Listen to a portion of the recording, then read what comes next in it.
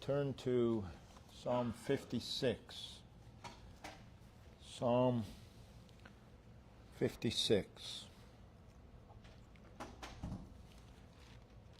And we'll read the entire psalm. Be merciful unto me, O God, for man would swallow me up. He fighting daily oppresseth me. Mine enemies would daily swallow me up, for they be many that fight against me, O thou Most High. What time I am afraid, I will trust in thee. In God I will praise his word. In God I have put my trust. I will not fear what flesh can do unto me. Every day they wrest my words.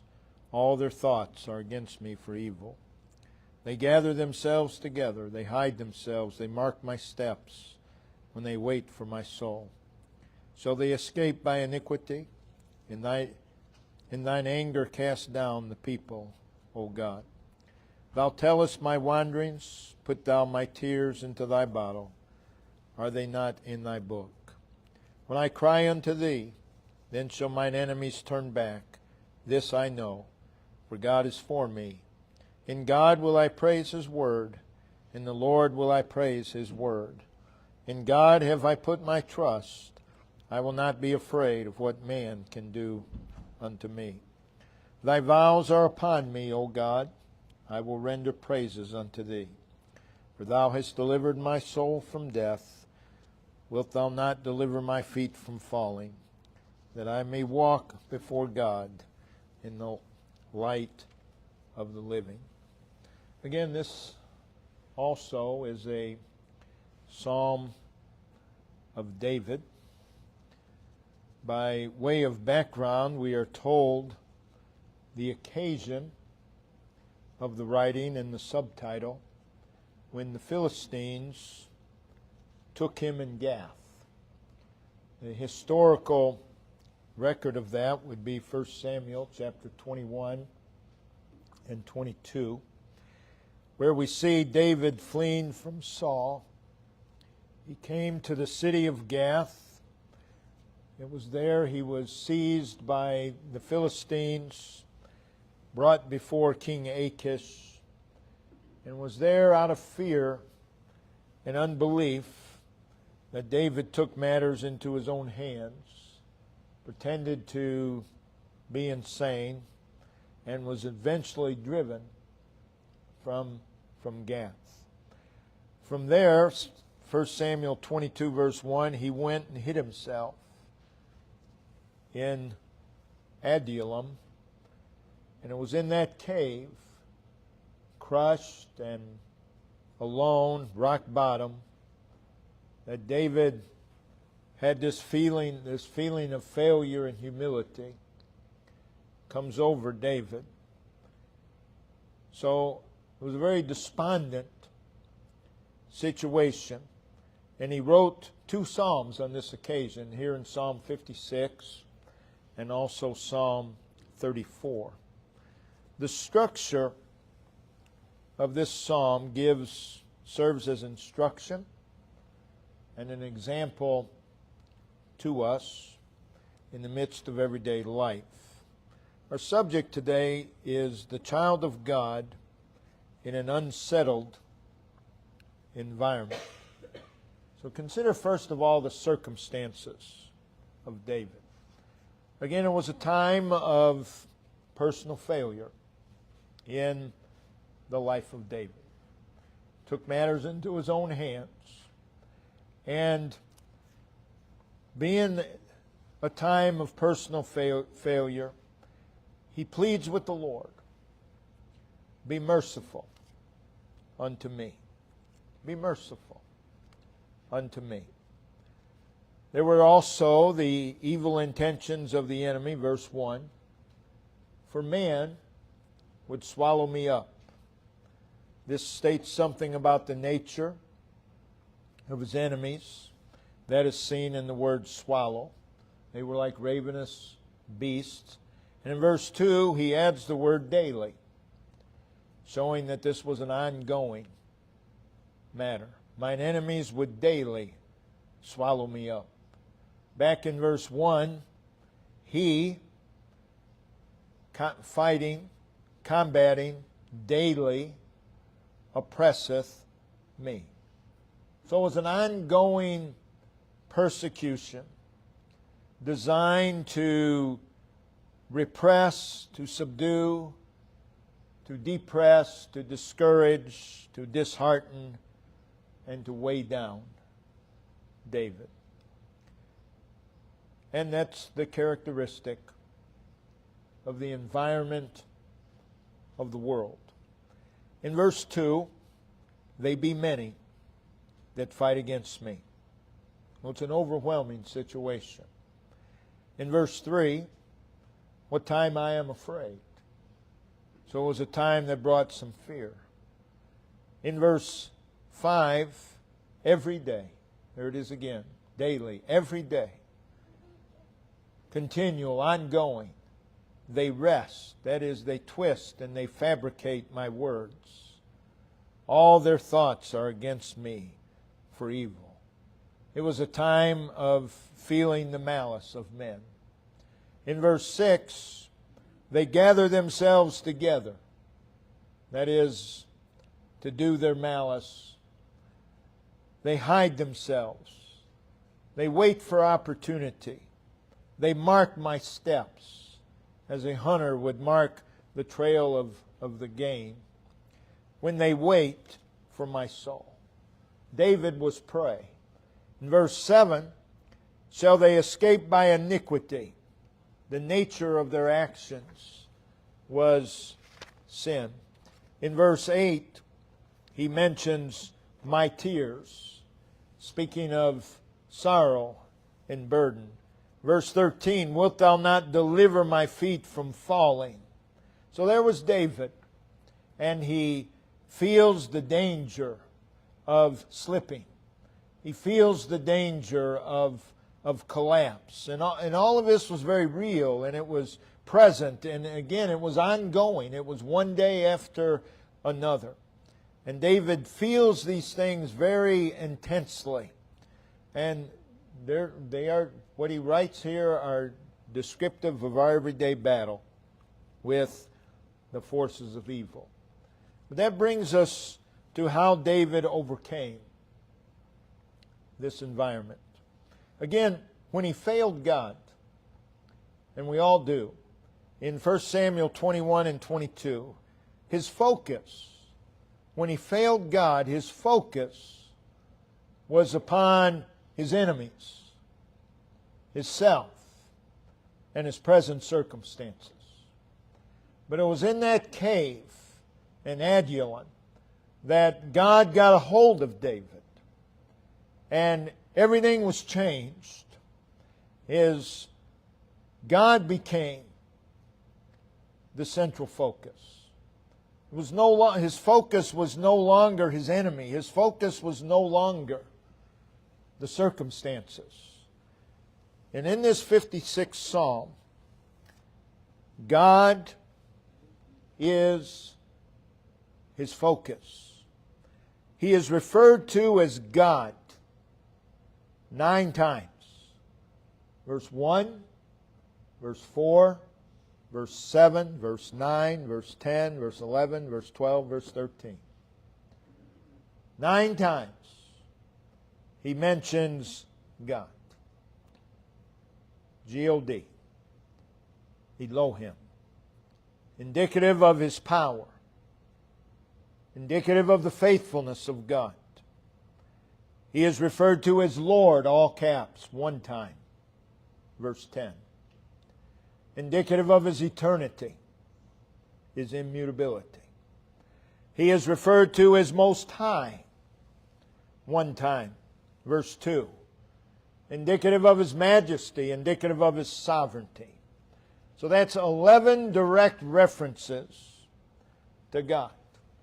In addition, you have 12 personal pronouns referring to him. So that's 23 references that David makes to God. So throughout this psalm, God is the focus in relation to David's adverse circumstances. The lesson being, do not divorce circumstances from God, and do not divorce God from circumstances. Keep God in focus. And notice that God was His focus in the past. Verse 13, Thou hast delivered my soul. And then we see God is also the focus of the present and the future. So His focus is God. And he acknowledges God throughout the psalm. In verse 8, David speaks of God's awareness of him. And he speaks of God's sympathy toward him. In verse 13, God is recognized as the deliverer in the midst of, again, very distressing circumstances. And David finds settledness in the Lord.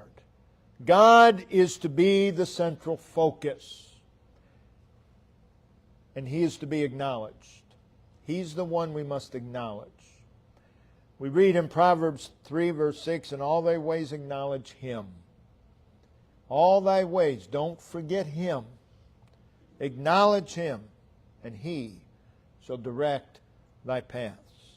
Notice also, David, as we saw in Psalm 27, saw a personal connection between him and God. It's one thing to believe there is a God.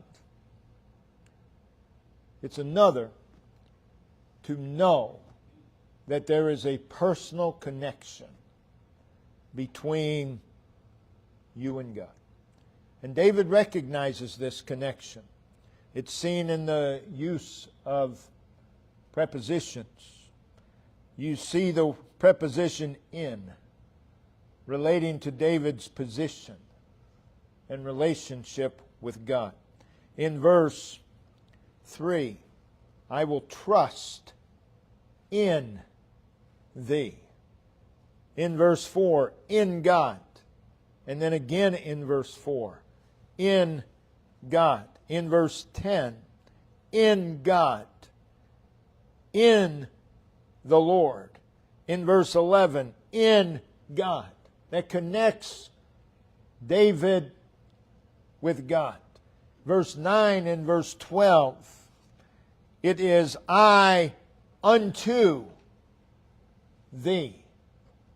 Speaking of the direction in which David is moving. And notice in verse 12, it is upon me. It is, thy vows are upon me. Thy upon me. There's a connection between him and God. Notice also unto me in relation to God in verse 1.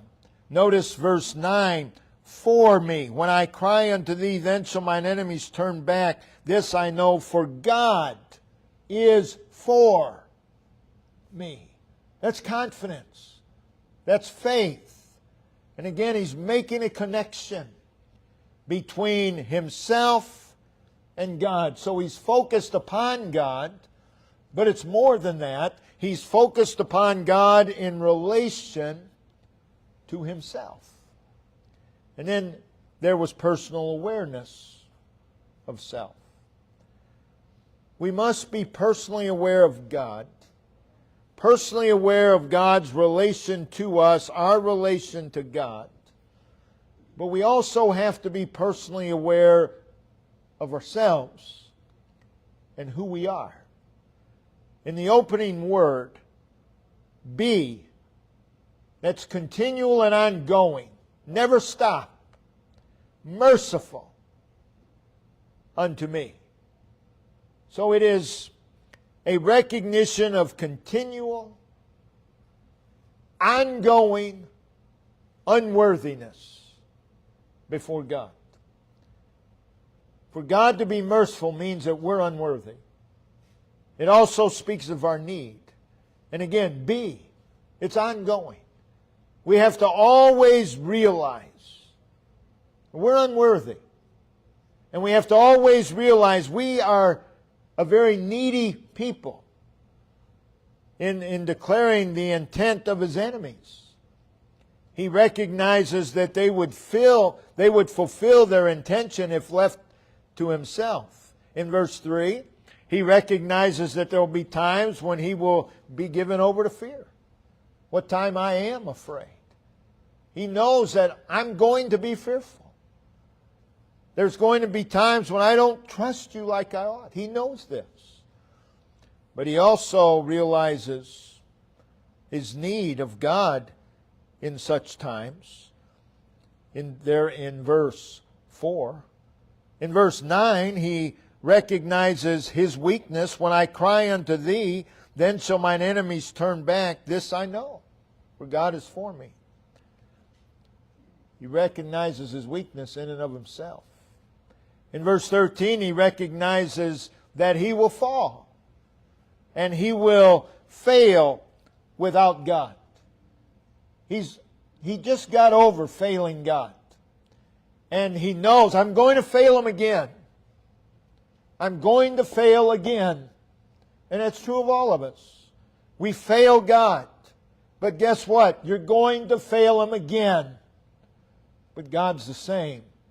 And God is merciful. We see also there was personal assurance. We see it in verse 1. We see that there's the assurance that God is merciful. In verse 2, there's the assurance that God is majestically sovereign over all. In verse 3, there is the assurance that God can conquer fear.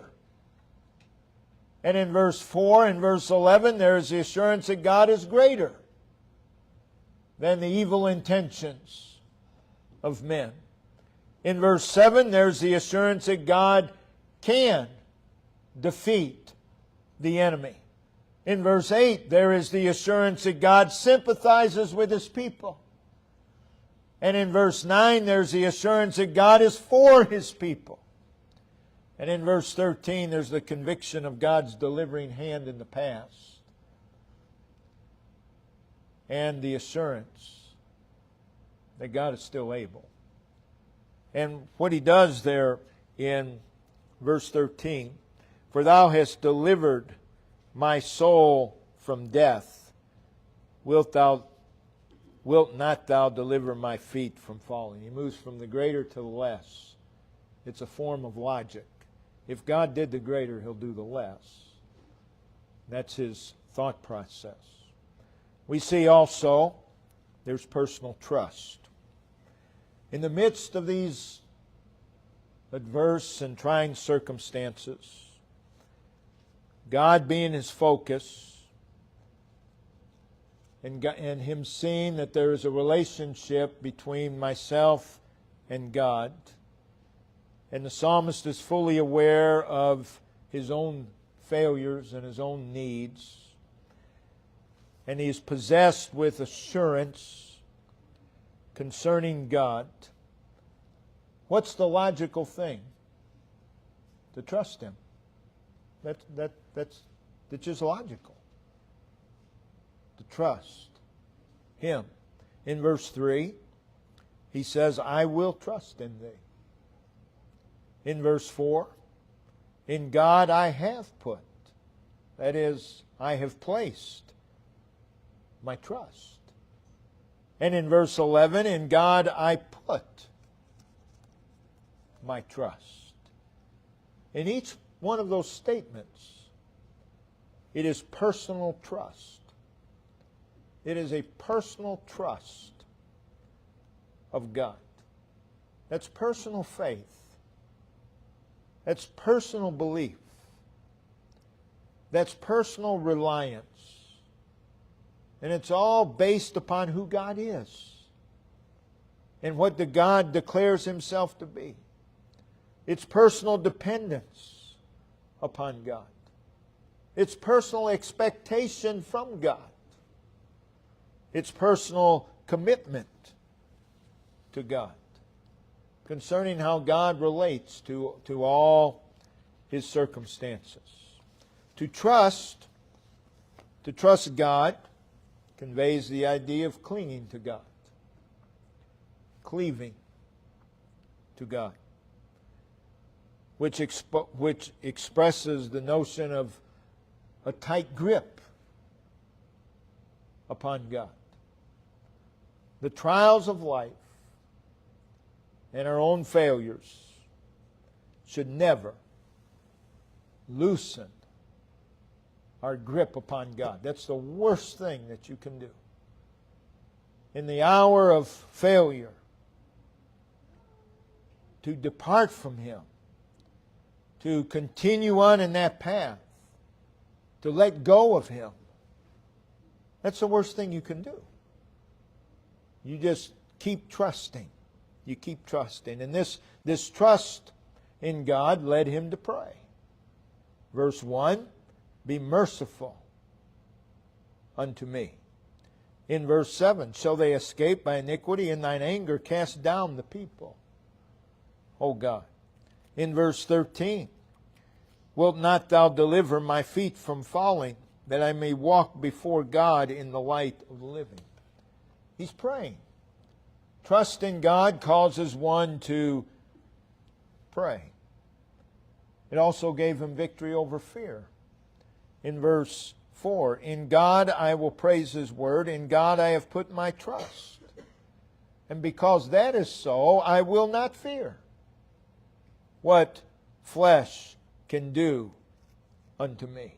So this trust is the cure for fear. And we see the same thing in verse 11. In God have I put my trust. I will not be afraid of what man can do unto me. This trust in God filled him with confidence. It takes confidence to trust. And the more you trust, the more confidence that you have. In verse 9, when I cry unto thee, then shall mine enemies turn back. This I know. This I know. Why? Because God is for me. He says, I know this. So, and then throughout the psalm you see his resolve for God. Trust leads to resolve for God. He says, I will. I will. He says it in verse 3. What time I am afraid, I will trust in thee. In verse 4, in God I will praise His word. And you see it again in verse 11. And you see it again in verse 12. I will. I will. He's resolved. He's resolved for God. And that's what trust in God does. That's what confidence in God does. That's what focus upon God does. There was also a feeling of personal obligation. Notice verse 12. Thy vows are upon me. Thy vows are upon me. We must not lose sight of our obligation to God. We must keep in remembrance who we are, what we are, how we will fare left to ourselves. We must keep all that in mind. We must keep in mind who God is, and we must feel a sense of obligation to God. And that obligation becomes our desire. And we see that there was a personal desire to live for God. That was his desire. Verse 13, for thou hast delivered my soul from death, wilt not thou deliver my feet from falling, that in order I may walk before God. That's his desire. This was God's instruction to Abraham. Genesis 17 verse 1, I am the Almighty, walk before me and be thou perfect. Walk before me. And in Psalm 116 verse 9, this was the resolve of the psalmist, I will walk before the Lord in the land of the living. What does that mean? It means to walk in His sight. You say, well, we're always in His sight. Yes, we are. But to walk in His sight means that you're always aware of His presence. You don't walk oblivious to God. You're walking in His presence. It's to walk with great caution, knowing that He watches. It's walking with caution. It's walking with watchfulness. Walk before me. It's basically living life according to His will. Living life pleasing, striving to please God, to do that which is pleasing to God. So no matter what else is going on in our life, and there's always things going on in our life, this needs to be our consuming desire, that I may walk before Thee. That I may walk before Thee. Also, we see in the light of the living, that is enjoying the favor and the presence of God, dwelling in the joy of God, dwelling in the brightness, walking before Him. These are the characteristics that ought to always mark our life, what we see here in Psalm 56. God is the focus. God is the focus. There has to be an intimate connection between ourselves and God. There has to be a personal awareness, a personal assurance, a personal trust concerning God. There needs to be a sense of our own unworthiness, a sense of our own need. That's what causes us to lean upon Him. There has to be a sense of obligation. I'm obligated to God. And then there has to be a desire to live life for God. And it is in these that we find great settledness in a very unsettled environment. The world, since the fall, has been unsettled. This is nothing new. The world has been unsettled since the fall. But God's people can always have a very settled life, a restful, a peaceful life in the midst of unsettledness. But it all depends. It depends upon our relationship with Him. We need to acknowledge every day of our lives. We need to acknowledge God in everything. We need to see His hand in everything. We need to see His workings in everything. We need to just see God. And what a difference that will make in the life that we live. Brother Ben, if you come and lead us in verse of song, we'll all stand again and we'll